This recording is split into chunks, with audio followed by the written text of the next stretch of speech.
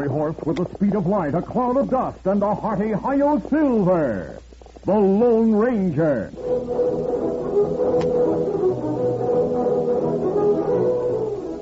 Before this exciting adventure, a word from our sponsor. General Mills, makers of Cheerios, the ready-to-eat oat cereal that gives you go power, and Wheaties, the breakfast of champions, present by special recording, The Lone Ranger. Hello, friends. This is The Lone Ranger. I'd like you to listen to something. All over the country, in every direction, how you doing is the question. And here's what the happy people have to say. Are we doing okay? You know, that's right. People in various parts of the country have different accents, perhaps, or dress a little differently. But the ones with plenty of drive, the go-getters, have one thing in common. They're careful about their diet.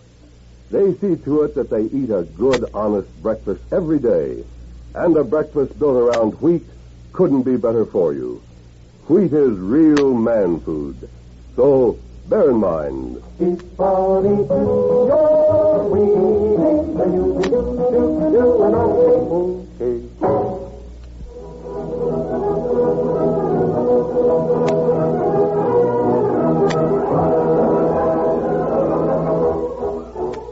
With his faithful Indian companion Tonto, the daring and resourceful masked rider of the plains led the fight for law and order in the early western United States.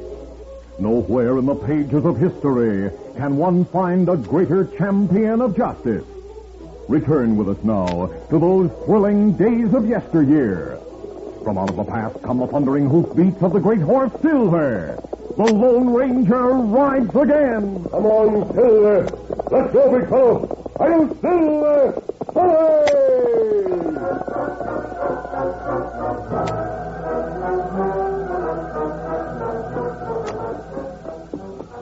The Lone Ranger and Tonto rode into the valley. Otto, look ahead. Smoking ruins of a wagon train. Not bad. We'll see if there are any survivors. Come on, Silver.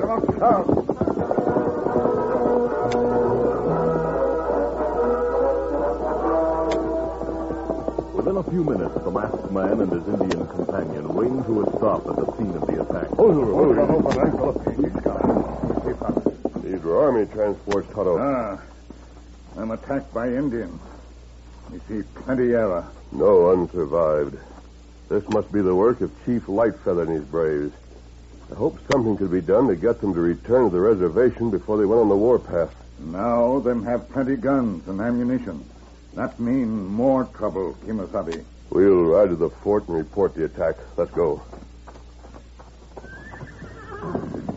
Easy, fella. Come on, Silver.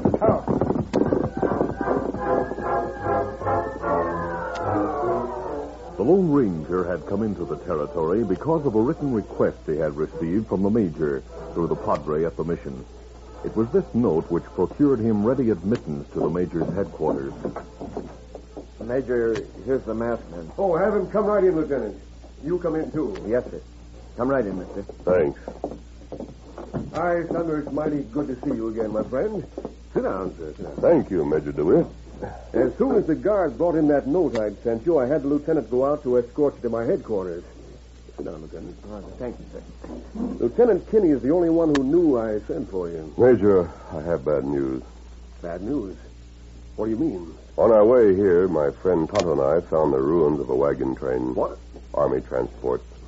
Indians had attacked, and there were no survivors. Great heavens. They must be the wagons that were bringing the rifles and ammunition. We expected them late today. And what I feared has started. Chief Lightfeather and his Indians have gone on a warpath. That's right, Major. The signs showed there were hundreds who took part in the attack. Well, this is serious, Major.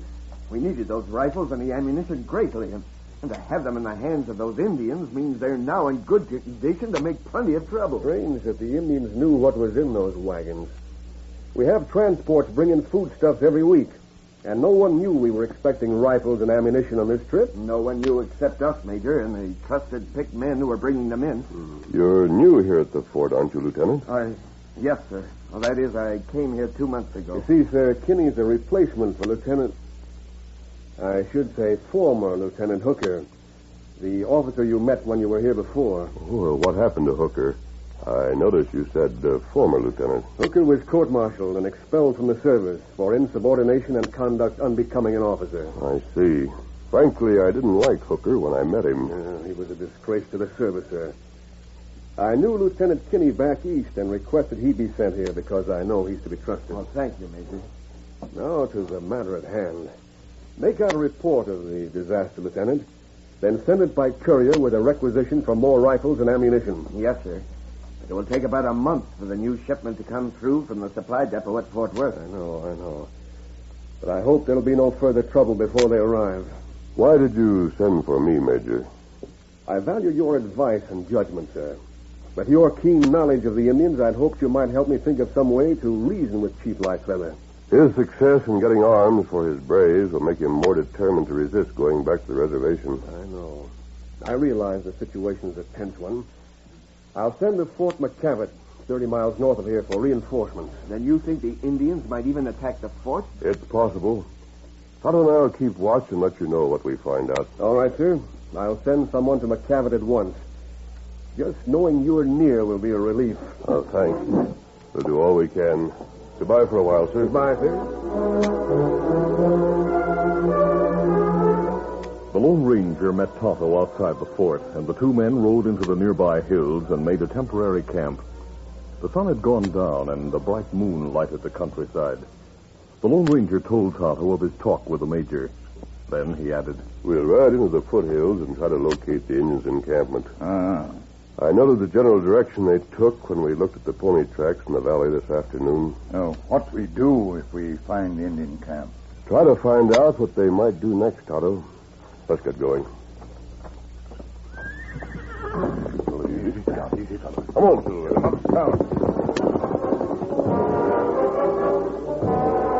The Lone Ranger and Tonto, continually on the alert for any sign of prowling Indians, rode several miles into the foothills.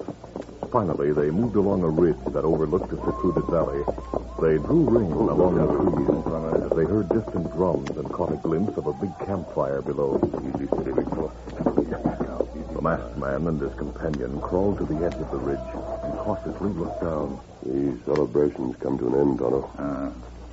Yeah. Good. The chief is walking to the center of the ring of braves. There's a white man with him. I can't quite make out who. Now he's facing this way. Him fella from Fort, maybe. I recognize him. He's Hooker, the man who was cashiered from the army. Oh. Maybe him behind all trouble. That's what I think. Now Hooker's mounting a horse alone. Here, take a look. Me see him. Him leave now. Ride to end the valley. We'll cut down along the ridge and follow him, Tonto. Let's get to the horses. Easy, Scout. Easy, fella. Come on, Silver. Get him up, Scout.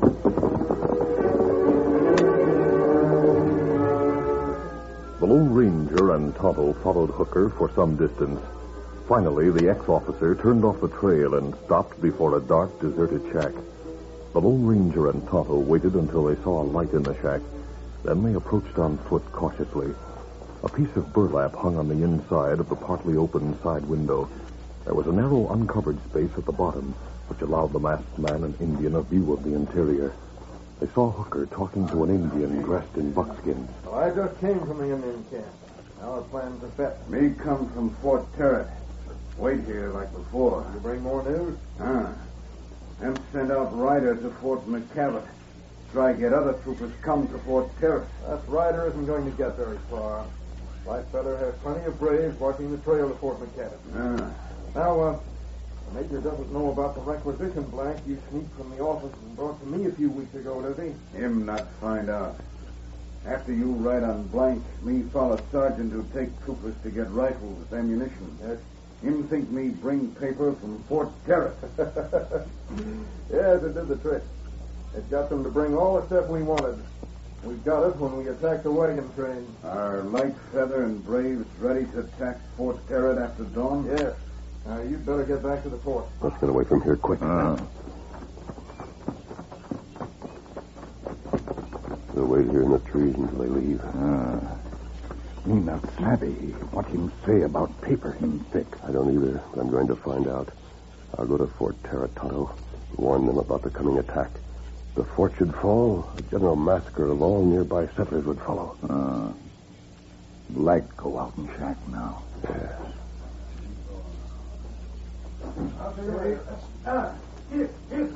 We haven't much time, Tonto. First, I want you to go to town and stop the telegraph office. Then you must find a way to get through to Fort McCavitt. It's a matter of life and death.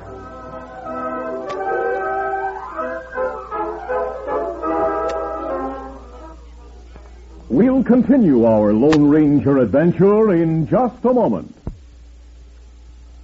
Cowboy Tom is a boy of 6. He knows all kinds of cowboy tricks. He can rope a steer because he knows he's got go power from Cheerios. Yes, he's got go power. There he goes. He's feeling his Cheerios, Cheerios, Cheerios. You bet, Cheerios, the oat cereal that needs no cooking. Every delicious spoonful of Cheerios and milk is real muscle-building food. Each spoonful contains vitamins, minerals, and proteins your body needs. Yes, the good things in a Cheerios breakfast do good things for your body. Help you have healthy nerves, good red blood, strong bones, and muscles.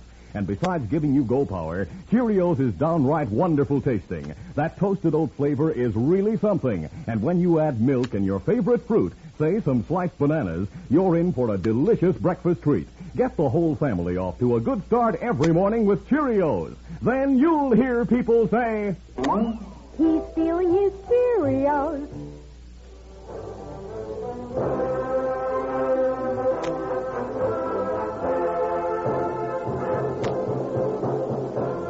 Now to continue. After scribbling a message for Tonto to send by telegraph, the Lone Ranger mounted Silver and rode hurriedly to Fort Tarrant. Now I understand much of what's going on. Major, I took the liberty of sending a telegraph message to Fort Worth in your name. You mean in regard to that forged requisition you told me about? Yes, that's right. The answer to that telegram may decide how we'll meet the expected attack at dawn. Well, I'll return to town now and wait there for the answer. I'll be back as soon as possible, Major. Good night. Good night, sir. Major, are you sure that masked man is to be trusted? Just what are you driving at, Kinney? Just this, sir. You trusted Hooker once, and he turned crooked. That masked man might betray us to Chief Lightfeather for his own gain. By thunder, Kinney, I sent for the Lone Ranger, and I'll stake my career. I'll resign my command if he doesn't come back and prove to be everything I believe him to be. As time passed, the Lone Ranger failed to return. Meanwhile, the man Hooker rode to the Indian stronghold and dismounted in front of the chief's wigwam. He wore an officer's uniform. All right, hold up. Steady.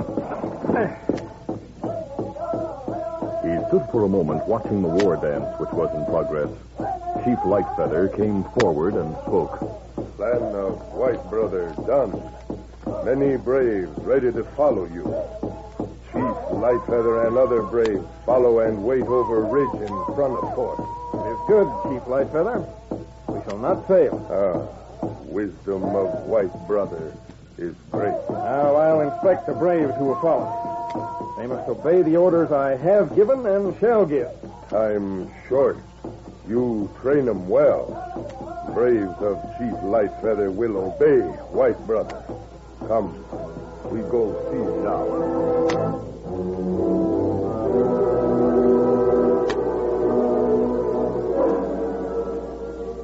There was a tenseness throughout the fort as the night wore on. This tenseness increased as one of the White Army scouts arrived with the news that the courier who had started for Fort McCavitt to request reinforcements had been found dead a few miles away. Lieutenant Kinney stood with a major on one of the ramparts near the front gates.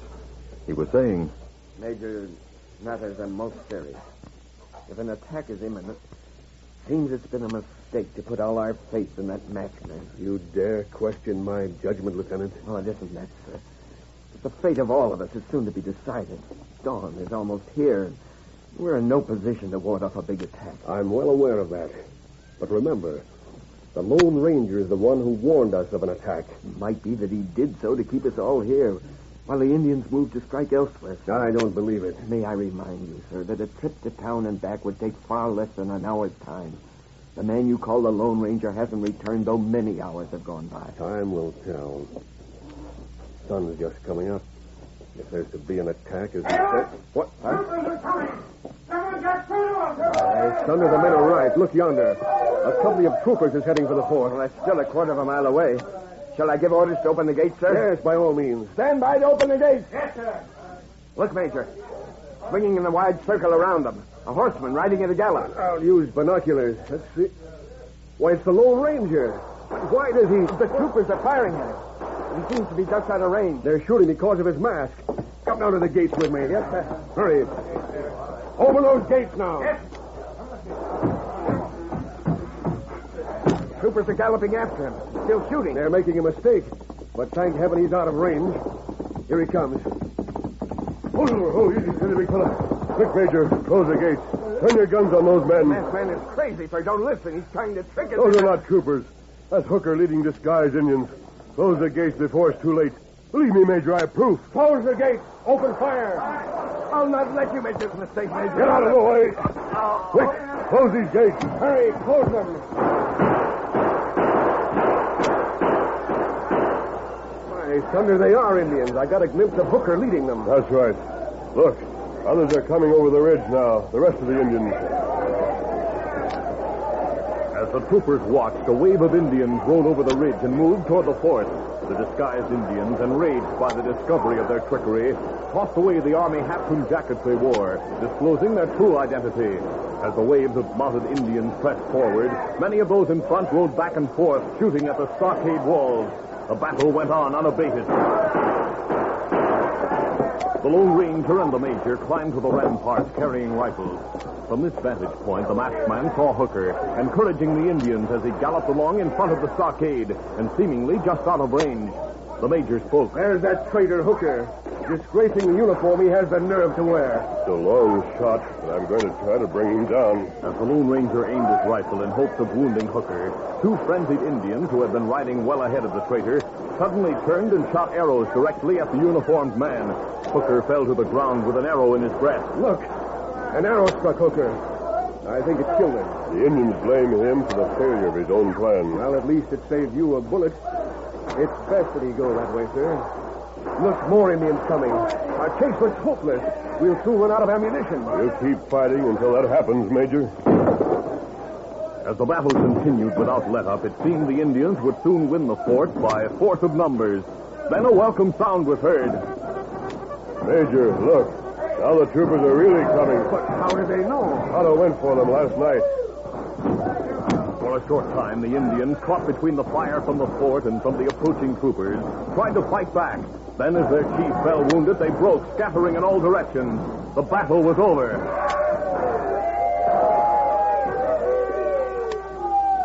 The Major turned and, for a moment, placed his hand on the Lone Ranger's shoulder, a silent gesture that spoke his extreme thanks.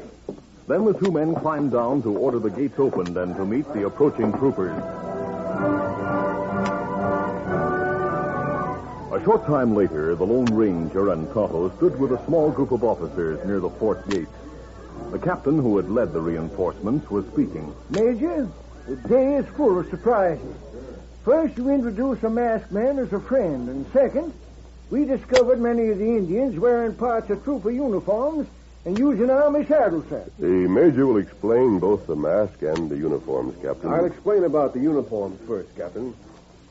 My friend, whom you designate as the masked man, became suspicious concerning a certain forged requisition he knew about. He telegraphed the supply depot last night. This is the reply he received. In reply to your inquiry, requisition forms received by us some weeks ago called for a stated amount of rifles and ammunition, and for 50 complete uniforms and army saddles. Respectfully The known. requisition for the uniforms and saddles was forged by ex-Lieutenant Hooker. He was working hand in glove with the Indians. I still don't see what that has The to wagon train bringing the supplies was attacked. Hooker planned that when he sent that requisition. You were clever enough to suspect trickery, sir. But what kept you so long? Oh, the telegram was late in coming. I realized Hooker wanted those uniforms and saddles for a purpose. I saw him right out of town and followed. When I saw him leave the Indian camp with Indians dressed as troopers, I knew his plan. And at the risk of your life, you reached us just before Hooker and his disguised Indians did. I didn't have time to give you the telegram and point out what it meant, Major. I'm proud that you had faith enough in my word to act as you did. I've been listening to what has been said, and Well, sir... Lieutenant, I'm sorry for the rough treatment. There was no time for argument or explanation. Well, gosh, I don't know how to apologize for what I Apologies aren't necessary. You were doing your duty as you saw it, Lieutenant. May I shake your hand, sir? Why, of course. Hooker and Chief Lightfeather are both dead. You'll have no trouble rounding up the Indians to go back to the reservation. With those two out of the way, I'm sure we'll have no further trouble. Tonto and I'll leave now, sir. We're glad we were able to help. We're both proud of the men who serve our country so well. And we're proud, my friend, to have two such loyal and courageous Americans serving the West. Thank you, Major, and goodbye. Goodbye, sir. Adios, gentlemen. Adios. Big fellow. Come on, Phil. Out. By thunder, there goes a real man. I agree with that, Captain. But, Major, you forgot to explain who he is, sir. Oh, I didn't forget, Captain. I didn't want to embarrass him by saying that his name will go down in history for his valiant deeds. Deeds performed as a true American, without a desire for personal gain or glory.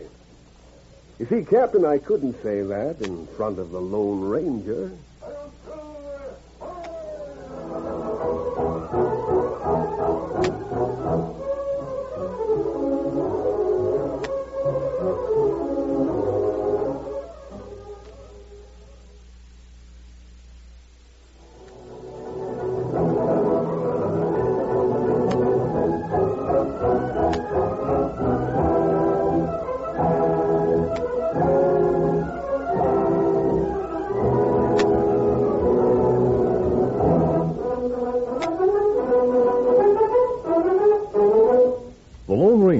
Copyrighted feature of the Lone Ranger Incorporated is produced by Trendle Campbell Muir Incorporated. The part of the Lone Ranger is played by Brace Beamer. Your announcer, Fred Foy.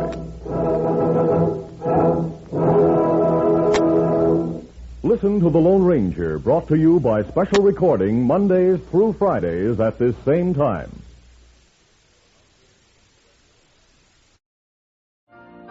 You've been listening to the OTR Gold Network.